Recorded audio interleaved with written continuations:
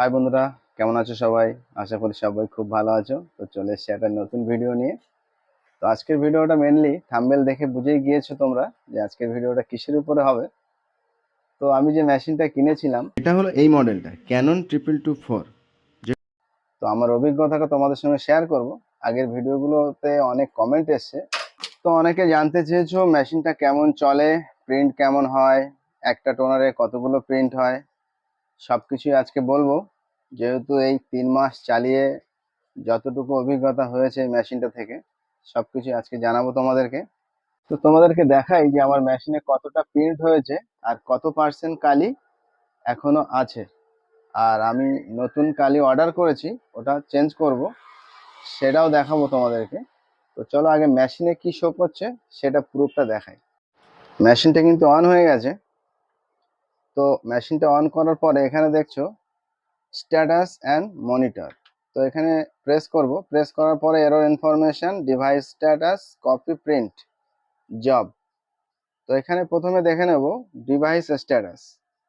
Device status, তারপর দেখব toner লেভেলটা।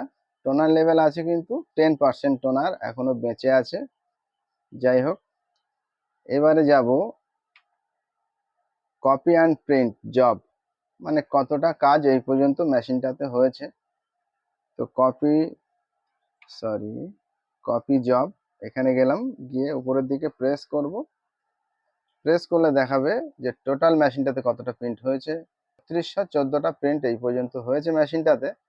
তো কোম্পানি কিন্তু ক্লেম করেছিল ১০,০০০ প্রিন্ট হবে একটা টোনারে। যাই হোক, নতুন মেশিনে হয়তো প্রথম টোনারটা ইনস্টল করার জন্য ১০,০০০ প্রিন্ট দেবে না। আর কোম্পানি বললেও ১০,০০০ প্রিন্ট কোনোদিনই আসবে না, ৮,০০০ সামথিং প্রিন্ট হতে পারে। আজ ৩,৬১৪টা প্রিন্ট আর 10% কালি এখনো বেঁচে রয়েছে।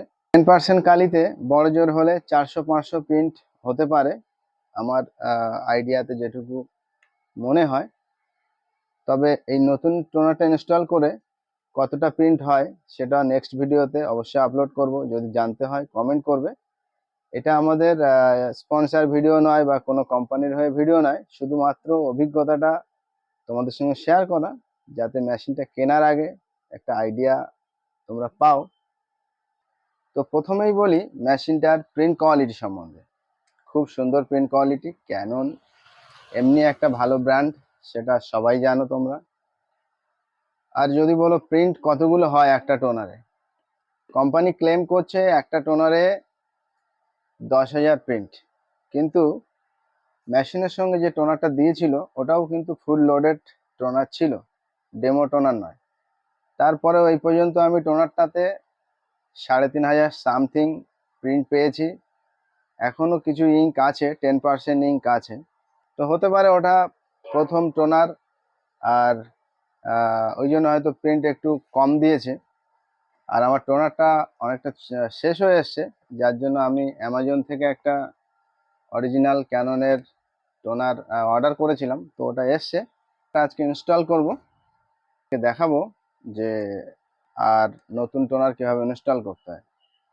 তো দেখতে থাকো সম্পূর্ণ ভিডিওটা। চলো টোনারটা এখন ওপেন করি।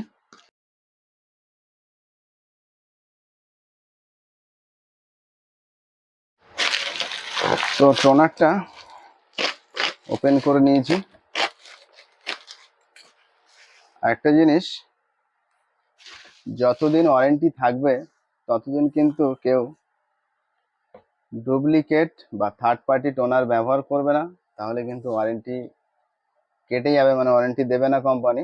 যতদিন ওয়ারেন্টি থাকবে ততদিন কিন্তু অরিজিনাল টোনারটা ব্যবহার করতে হবে।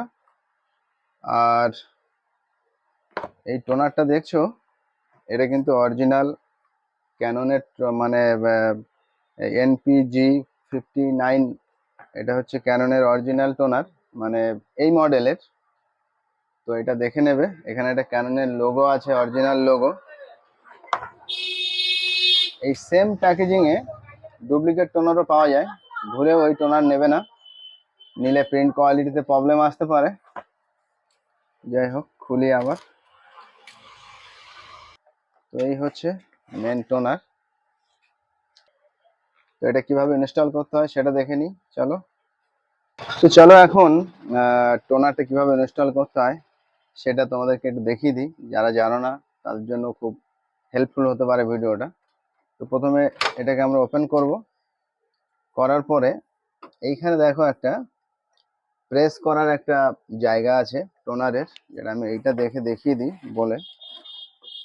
এই যে এই যে জায়গাটা আছে, এটা কিন্তু প্রেস করলে এরকম বসে যাবে।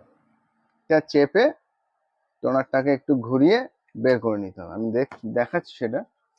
এটা প্রেস করলাম, করে একটু এই যে ঘুরিয়ে দেবো, দিলে কিন্তু টোনারটা আস্তে করে বেরিয়ে চলে আসবে। কোনো ইজি, মানে ভুলভাবে না জেনে টানাটানি করবে না কেউ, তাতে করে ভিতরে ভেঙে যেতে পারে, মেশিনে প্রবলেম হয়ে যাবে। তো এটা সাইডে রেখে দিই, দিয়ে নতুন টোনারটা ওই সেম প্রসেসে আবার ভিতরে ঢুকিয়ে দেবো। এভাবে ঢুকিয়ে দিচ্ছি।